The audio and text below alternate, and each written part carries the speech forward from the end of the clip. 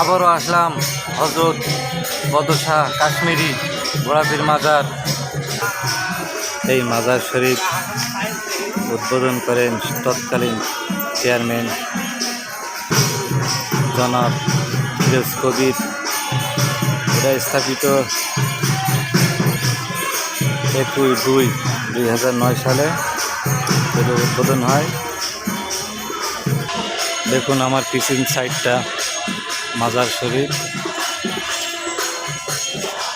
এবং আমার পিছনে যে জায়গাটা দেখতে পাচ্ছেন এই জায়গাটা এসে বিভিন্ন মানুষ মানত করে, বিভিন্ন মনের আশা নিয়ে আসে।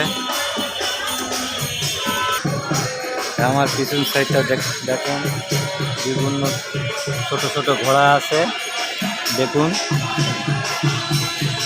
বট গাছের নিচে একটা ঘোড়া আছে, ছোট ছোট ঘোড়া রাখা আছে, অসংখ্য অনেক ঘোড়া মাজারের পাশে। দেখুন ক্যামেরা দেখা যায় বড় একটা বিশাল একটা বট গাছ আছে।